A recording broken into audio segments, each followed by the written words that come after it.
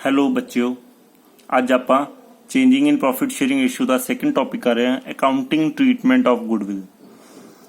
Accounting treatment of goodwill ਨੂੰ ਸਮਝਣ ਤੋਂ ਪਹਿਲਾਂ ਕਿ ਗੁੱਡਵਿਲ ਦੀ ਟ੍ਰੀਟਮੈਂਟ ਕਰਨੀ ਕਿਵੇਂ ਆ, ਇਸ ਚੀਜ਼ ਤੋਂ ਸਮਝਣ ਤੋਂ ਪਹਿਲਾਂ ਆਪਾਂ ਨੂੰ ਇਹ ਪਤਾ ਲੱਗੇ ਕਿ ਆਪਾਂ ਨੂੰ ਇਹਦੀ ਜ਼ਰੂਰਤ ਕਿਉਂ ਪਈ ਟ੍ਰੀਟਮੈਂਟ ਕਰਨ ਦੀ।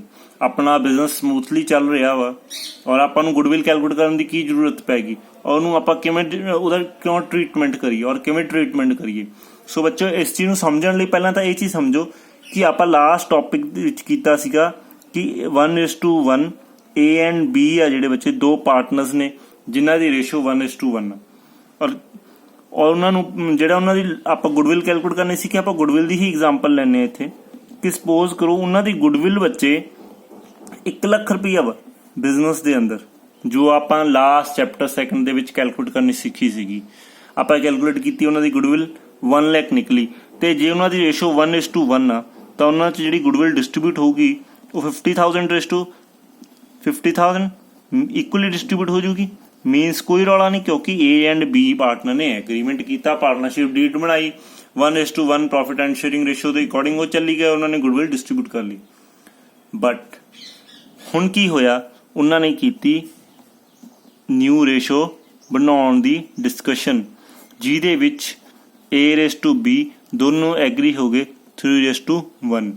ਇਹ ਕਹਿੰਦਾ ਕਿ ਮੇਰਾ ਤੀਜਾ ਹਿੱਸਾ ਹੋਊਗਾ ਔਰ B ਕਹਿੰਦਾ ਜੀ ਮੇਰਾ 3:1 ਹੋਊਗਾ। ਹੁਣ ਹੋਇਆ ਕਿ ਜੇ 1 ਲੱਖ ਰੁਪਇਆ ਗੁੱਡਵਿਲ ਆ ਬੱਚੇ, ਬਿਜ਼ਨਸ ਇੱਥੋਂ ਤੇ ਇੱਥੇ ਪਹੁੰਚ ਗਿਆ, ਓਲਡ ਰੇਸ਼ੋ ਤੇ ਨਿਊ ਰੇਸ਼ੋ 'ਚ ਸ਼ਿਫਟ ਹੋ ਗਿਆ। ਆਹ ਚੀਜ਼ ਨਹੀਂ ਚੇਂਜ ਹੋਈ, ਗੁੱਡਵਿਲ ਆਪਣੀ 1 ਲੱਖ ਰੁਪਈਆ ਹੀ ਆ।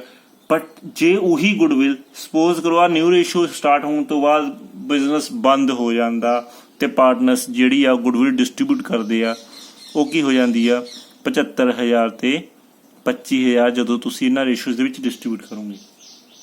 ਹੁਣ ਹੋ ਸਕਦਾ ਕਿ A-B 5 ਸਾਲਾਂ ਤੋਂ ਕੰਮ ਕਰ ਰਹੇ ਸੀ 1:1 ਦੇ ਵਿੱਚ ਔਰ ਉਹਨਾਂ ਨੇ 6ਵੇਂ ਸਾਲ ਜਾ ਕੇ 3:1 ਦੇ ਵਿੱਚ ਕੰਮ ਬਿਜ਼ਨਸ ਮਤਲਬ ਰੇਸ਼ੋ ਨੂੰ ਡਿਸਾਈਡ ਕਰ ਲਿਆ ਕਿ ਅਸੀਂ ਇੱਦਾਂ ਚਲਾਉਣਾ ਔਰ ਥੋੜ੍ਹੇ ਟਾਈਮ ਬਾਅਦ ਬੰਦ ਹੋ ਗਿਆ। ਔਰ 5 ਸਾਲਾਂ ਦੇ ਵਿੱਚ ਜੋ ਉਹਨਾਂ ਨੇ ਗੁੱਡਵਿਲ ਕਮਾਈ ਸੀਗੀ, ਹੁਣ 6ਵੇਂ ਸਾਲ ਦੇ ਵਿੱਚ ਵੀ 1 ਲੱਖ ਹੀ ਤਾਂ ਨਹੀਂ ਰਹੀ ਹੋਊਗੀ। ਮਤਲਬ ਹੁਣ ਆਏ ਤਾਂ ਹੈ ਨਹੀਂ ਕਿ ਇਹ ਜ਼ਿਆਦਾ ਐਫਰਟ ਕਰਨ ਲੱਗਿਆ ਗੁੱਡਵਿਲ ਦੀ, ਕਿਉਂਕਿ ਰੈਪੂਟੇਸ਼ਨ ਜੋ ਬਣ ਜਾਂਦੀ ਉਹਨੂੰ ਆਪਾਂ ਨੂੰ ਸਾਂਭ ਕੇ ਰੱਖਣਾ ਹੁੰਦਾ ਵਾ। ਹੁਣ ਆਏ ਤਾਂ ਹੈ ਨਹੀਂ ਕਿ ਇਹ ਕਹਿ ਦਿਲ ਹੈ ਹੁਣ ਮੇਰੀ 3:1 ਹੈ ਜੀ, ਮੈਂ ਤਾਂ 75,000 ਲਊਂਗਾ। ਹਾਲਾਂਕਿ ਗੁੱਡਵਿਲ ਨੂੰ ਕ੍ਰੀਏਟ ਕਰਨ ਦੇ ਵਿੱਚ ਉਹਨਾਂ ਦਾ ਇਕੁਅਲ ਜਿਹਾ ਸਾਥ ਸੀਗਾ, ਤਾਂ ਉਹਨਾਂ ਨੇ ਮਿਲ ਕੇ ਬਿਜ਼ਨਸ ਸਟਾਰਟ ਕੀਤਾ, ਇੱਥੇ ਤੱਕ ਇਸ ਲੈਵਲ ਤੱਕ ਬਿਜ਼ਨਸ ਨੂੰ ਪਹੁੰਚਾਇਆ ਕਿ ਉਹਨਾਂ ਦੀ ਗੁੱਡਵਿਲ 1 ਲੱਖ ਰੁਪਈਆ ਜਨਰੇਟ ਹੋ ਗਈ। ਸੋ ਬੱਚੇ, ਹੁਣ ਇਮੀਡੀਏਟਲੀ ਇਹ ਸਿਰਫ ਗੁੱਡਵਿਲ ਤੇ ਹੀ ਨਹੀਂ ਇਫੈਕਟ ਪੈਂਦਾ, ਇਹ ਪ੍ਰੋਫਿਟਸ ਤੇ ਵੀ ਇਫੈਕਟ ਪੈਂਦਾ। ਸਪੋਜ਼ ਕਰੋ ਕੰਪਨੀ ਦੇ ਪ੍ਰੋਫਿਟ, ਜਿਹੜਾ ਬੱਚੇ ਪ੍ਰੋਫਿਟ ਆ ਕੰਪਨੀ ਦਾ ਉਹ ਵੀ 1 ਲੱਖ ਰੁਪਈਆ ਹੋਵੇ ਔਰ 8 ਮਹੀਨਿਆਂ ਚੱਲਦੀ ਰੇਸ਼ੋ ਆ ਹੋ ਜਾਵੇ, ਤਾਂ ਮਤਲਬ ਆਪਾਂ ਚੇਂਜਿਸ ਕਰ ਲਈਏ ਤੇ ਔਰ ਇਹ ਰੌਲਾ ਪਾਵੇ ਜੀ ਮੈਨੂੰ ਤਾਂ 75,000 ਚਾਹੀਦਾ ਔਰ B ਕਵੇ ਮੈਨੂੰ ਤਾਂ 25,000 ਆ। ਸੋ B ਨੂੰ ਤਾਂ ਇਮੀਡੀਏਟਲੀ ਨੁਕਸਾਨ ਹੋ ਗਿਆ ਨਾ। ਮਤਲਬ ਇੱਥੇ ਇੱਕ ਪਾਰਟਨਰ ਸੈਕਰੀਫਾਈਸ ਕਰ ਰਿਹਾ, ਇੱਕ ਗੇਨ ਕਰ ਰਿਹਾ। ਹੁਣ ਬੱਚੇ, ਜਦੋਂ ਵੀ ਰੇਸ਼ੋ ਚੇਂਜਿਸ ਹੁੰਦੀਆਂ ਇਹ ਹਮੇਸ਼ਾ ਹੋਊਗਾ ਹੀ ਹੋਊਗਾ ਕਿ ਇੱਕ ਪਾਰਟਨਰ ਨੂੰ ਗੇਨ ਹੋਊਗਾ, ਦੂਸਰੇ ਨੂੰ ਸੈਕਰੀਫਾਈਸ ਹੋਊਗਾ। ਸੋ ਬੱਚੇ, ਇਹ ਤਾਂ ਫਿਰ ਡਿਸਪਿਊਟਸ ਪੈਦਾ ਕਰਨ ਵਾਲੀ ਗੱਲ ਹੋ ਗਈ ਨਾ ਕਿ 50,000 ਮਿਲਦਾ ਇੱਕਦਮ ਬੰਦੇ ਨੂੰ 75,000 ਮਿਲਣ ਲੱਗ ਜੇ। ਹਾਲਾਂਕਿ ਉਹਨੇ ਵੀ ਉਨੀ ਮਿਹਨਤ ਕੀਤੀ ਹੈ ਗੁੱਡਵਿਲ ਕ੍ਰੀਏਟ ਕਰਨ ਦੇ ਵਿੱਚ ਔਰ ਜਿਹਦੀ 50,000 ਵੈਲਿਊ ਬਣਦੀ ਸੀ ਉਹਦੀ ਗੁੱਡਵਿਲ ਵੈਲਿਊ ਜਿਹੜੀ ਰਿਡਿਊਸ ਹੋ ਜਾਏ 25,000। ਨਹੀਂ, ਇੱਥੇ ਕੀ ਆ ਬੱਚੇ, ਆਪਾਂ ਨੂੰ ਪਾਰਟਨਰਸ ਦੇ ਵਿੱਚ ਡਿਸਪਿਊਟ ਖਤਮ ਕਰਨ ਦੇ ਲਈ ਜਦੋਂ ਵੀ ਬਿਜ਼ਨਸ ਦੇ ਵਿੱਚ ਚੇਂਜਿਸ ਆਉਂਦੀਆਂ ਨੇ, accounting ratios profit sharing ratio changes ਹੁੰਦੀਆਂ ਨੇ, ਤਾਂ ਜਿਹੜਾ ਪਾਰਟਨਰਸ ਆ ਉਹ ਇਸ ਡਿਸਪਿਊਟਸ ਨੂੰ ਖਤਮ ਕਰਨ ਦੇ ਲਈ ਕਿ ਆਹ ਡਿਸਪਿਊਟ ਪੈਦਾ ਹੀ ਨਾ ਹੋਣ, ਉਹ ਇੱਕ ਰੇਸ਼ੋ ਕੈਲਕੂਲੇਟ ਕਰਦੇ ਆ ਜਿਸ ਨੂੰ ਆਪਾਂ ਕਹਿੰਦੇ ਆ gaining ratio and sacrifice ratio. ਉਹ ਇਸ ਰੇਸ਼ੋ ਨੂੰ ਕੈਲਕੂਲੇਟ ਕਰਦੇ ਆ ਜਦੋਂ ਵੀ ਚੇਂਜਿਸ ਆਉਂਦੀਆਂ ਰੇਸ਼ੋਜ਼ ਆਪਣੀ ਪ੍ਰੋਫਿਟ ਸ਼ੇਅਰਿੰਗ ਰੇਸ਼ੋ ਦੇ ਵਿੱਚ, ਤਾਂ gaining ratio and sacrifice ratio calculate ਕੀਤੀ ਜਾਂਦੀ ਆ। ਜਿਹੜਾ ਪਾਰਟਨਰ ਗੇਨ ਕਰਦਾ ਔਰ ਜਿਹੜਾ ਸੈਕਰੀਫਾਈਸ ਕਰਦਾ, ਦੇਖੋ ਸੈਕਰੀਫਾਈਸ ਮੀਨਸ ਥੋੜਾ ਜਿਹਾ ਐਡਜਸਟ ਕਰਨਾ, ਘਟਣਾ। ਜੇ ਕਿਸੇ ਕੋਲੇ 10 ਸ਼ੇਅਰ ਸੀਗੇ ਉਹ 7 ਤੇ ਚਲਾ ਜਾਂਦਾ ਉਹਦੀ ਵੈਲਿਊ। ਸੋ ਜਿਹਦੇ ਕੋਲੇ ਘੱਟ ਹੁੰਦੇ ਆ ਉਹ ਗੇਨ ਕਰ ਜਾਂਦਾ, ਮਤਲਬ ਕਿ ਕਿਸੇ ਕੋਲੇ 5 ਸੀ ਤਾਂ ਉਹਦੇ ਕੋਲੇ 3 ਰਹਿ ਗਏ, ਜਿਹਦੇ ਕੋਲੇ 3 ਸੀ ਉਹਦੇ ਕੋਲੇ 5 ਹੋ ਗਏ।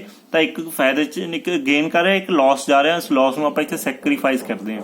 ਸੋ ਉਸ ਚੀਜ਼ ਨੂੰ ਐਡਜਸਟ ਕਰਨ ਦੇ ਲਈ ਉਹ ਕੀ ਆ, ਇੱਕ ਪਾਰਟਨਰ ਦੂਸਰੇ ਨੂੰ ਉਹ ਵੈਲਿਊ ਸ਼ੇਅਰ ਕਰ ਦਿੰਦਾ ਕਿ ਤਾਂ ਕਿ ਡਿਸਪਿਊਟਸ ਨਾ ਪੈਦੇ ਹੋਣ। ਮਤਲਬ ਹੁਣ ਦੇਖੋ ਆਹ ਗੱਲ ਸਮਝੋ ਕਿ ਇੱਥੇ ਗੁੱਡਵਿਲ ਕਿੰਨੀ ਸੀ 50,000, ਇੱਥੇ ਕਿੰਨੀ ਸੀ 75,000, ਇੱਥੇ ਵੀ 50,000, ਇੱਥੇ 25,000। ਤੁਸੀਂ ਦੇਖੋਗੇ ਏ ਨੂੰ ਬੱਚੇ ਜਿਹੜਾ ਏ ਪਾਰਟਨਰ ਆ ਉਹਦੀ ਜਿਹੜੀ ਗੁੱਡਵਿਲ ਇਨਕਰੀਜ਼ ਕਰ ਗਈ, ਉਹ 25,000 ਗੇਨ ਕਰ ਗਈ। ਜਿਹੜਾ ਬੀ ਪਾਰਟਨਰ ਆ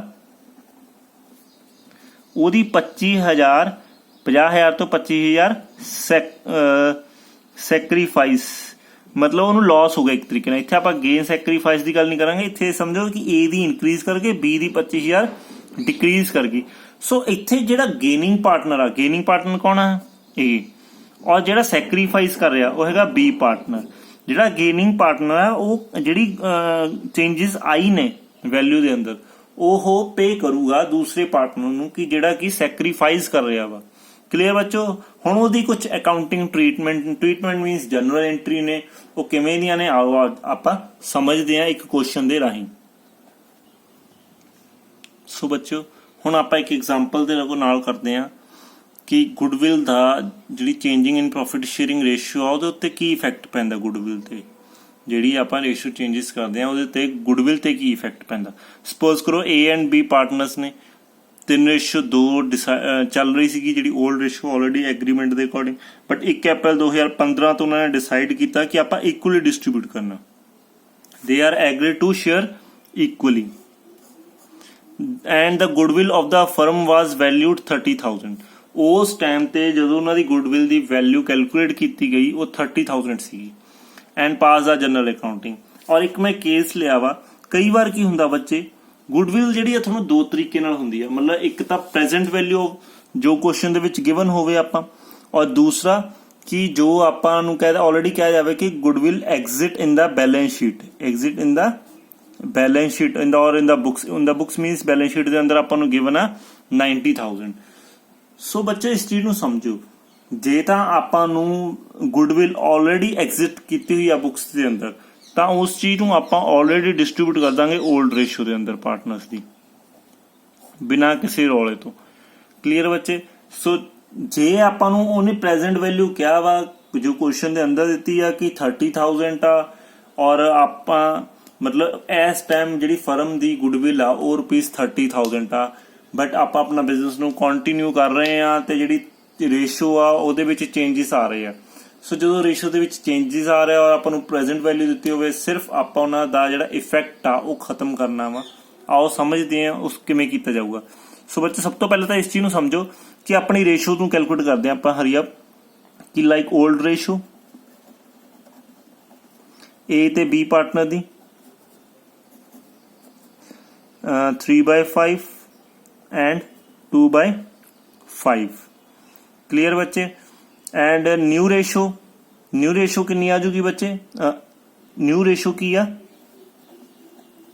उन्होंने की डिसाइड किया ਆਪਾਂ ਹੁਣੀ क्वेश्चन ਦੇ ਵਿੱਚ ਪੜਿਆ on with effect from 1st April 2015 they are agreed to share a profit equally means 1/2 1/2।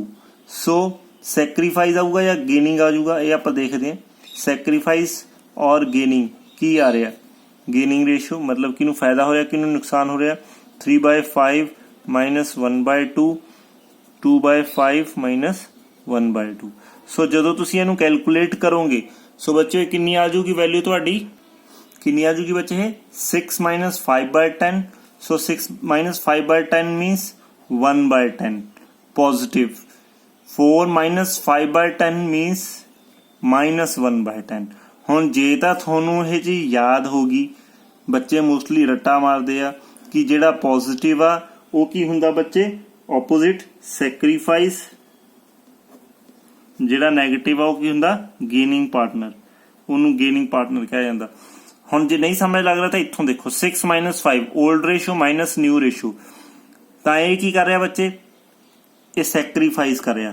ਪਹਿਲਾਂ ਉਹਦੀ 6 ਸੀ ਹੁਣ 5 ਰਹਿ ਗਈ ਤਾਂ ਇੱਕ ਦਾ ਉਹ ਸੈਕਰੀਫਾਈਸ ਕਰ ਰਿਹਾ। ਔਰ ਦੂਸਰੇ ਪਾਸੇ 4 minus 5 old minus new new कितनी है 5 ओल्ड कितनी सी 4 दैट मीनस ਇਹ ਗੇਨ ਕਰ ਰਿਹਾ। ਜੇ ਤੁਹਾਨੂੰ ਕਨਫਿਊਜ਼ਨ ਹੋ ਜਾਵੇ ਤਾਂ ਤੁਸੀਂ ਇਦਾਂ ਡਾਊਟ ਨੂੰ ਆਪਣੀ ਨੂੰ ਕਲੀਅਰ ਕਰ ਸਕਦੇ ਹੋ ਕਿ ਆ ਸੈਕਰੀਫਾਈਸ ਹੋ ਜਾਊਗਾ, ਆ ਕੀ ਹੋ ਜਾਊਗਾ ਬੱਚੇ ਗੇਨਿੰਗ ਪਾਰਟਨਰ ਆ। ਹੁਣ ਦੇਖੋ ਆਪਣੇ ਗੁੱਡਵਿਲ ਕਿੰਨੀ ਆ ਬੱਚੇ, ਆਪਣਾ ਕੁਐਸਚਨ ਕੀ ਸੀ, ਆਪਾਂ ਕੁਐਸਚਨ ਕੀ ਸੀ ਬੱਚੇ ਆਪਣਾ ਕਿ A and B are the partners ਨੇ 3:2 ਦੇ ਹਿਸਾਬ ਨਾਲ ਉਹਨਾਂ ਨੇ ਡਿਸਾਈਡ ਕੀਤਾ ਕਿ ਇਕੁਅਲੀ ਡਿਸਟ੍ਰੀਬਿਊਟ ਕਰਨਾ 30,000।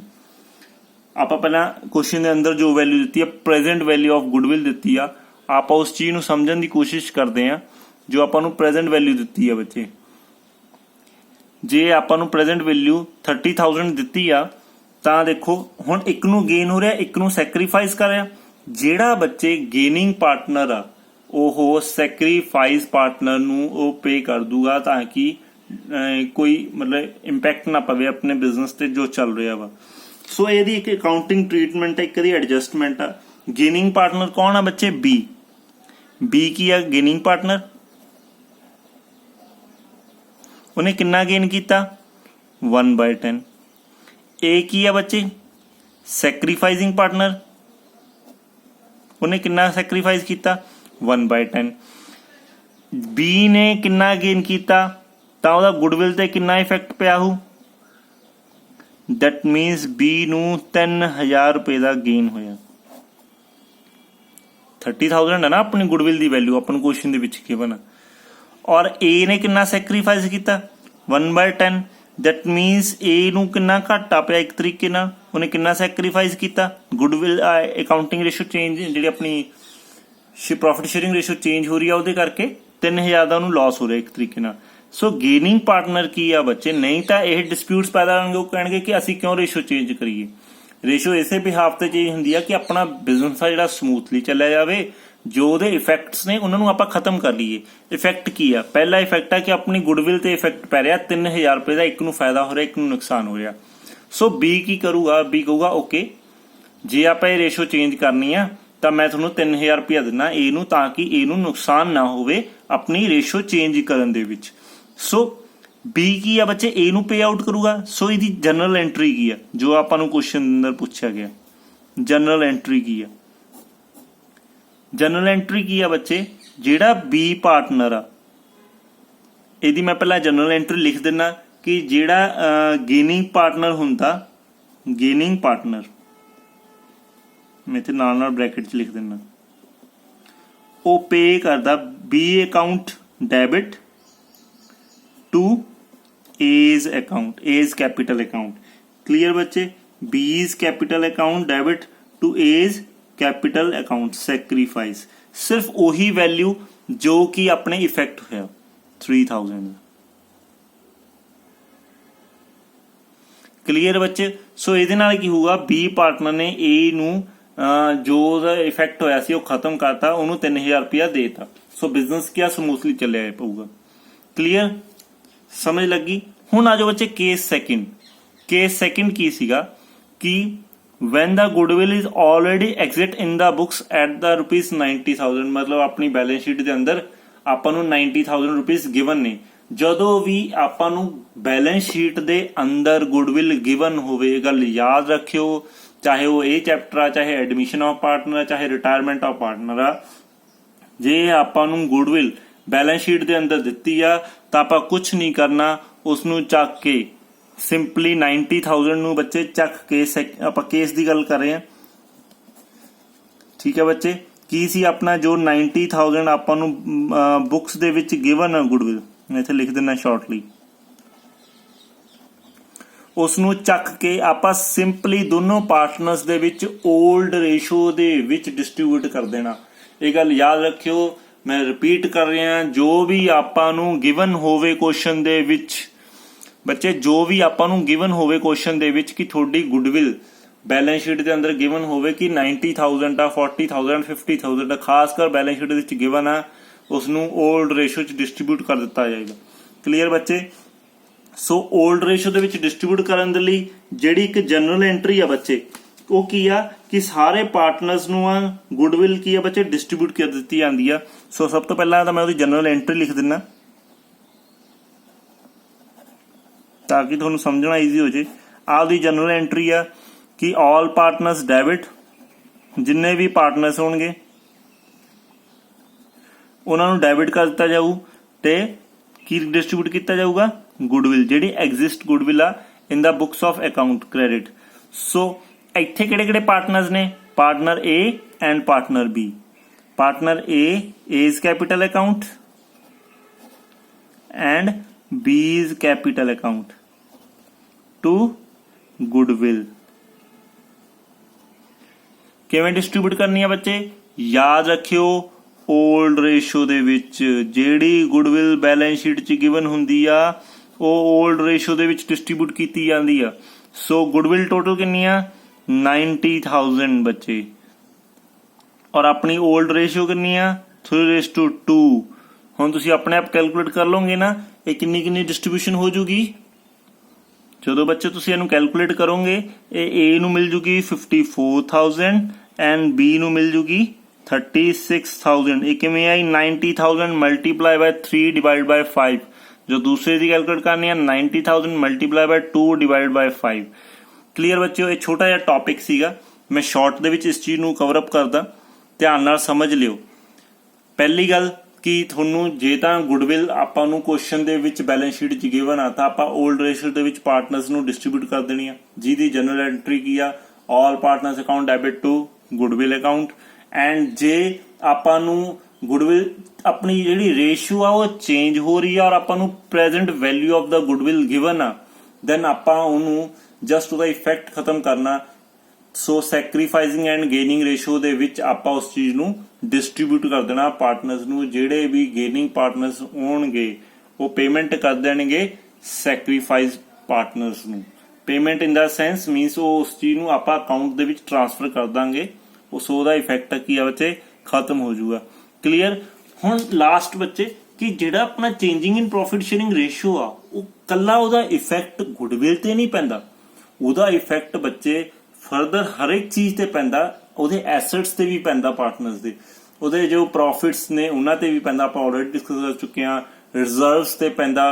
क्लीयर। सो वर्कमैन कंपनसेशन फंड्स नूं किवें डिस्ट्रीब्यूट कीता जांदा ਆਪਾਂ नैक्सट वीडियोज़ दे विच ਇਹ ਸਾਰੀਆਂ चीज़ां डिस्कस करांगे। क्लीयर बच्चे, आई होप कि ਤੁਹਾਨੂੰ ਇਹ समझ लग गया होगा। Thank you so much.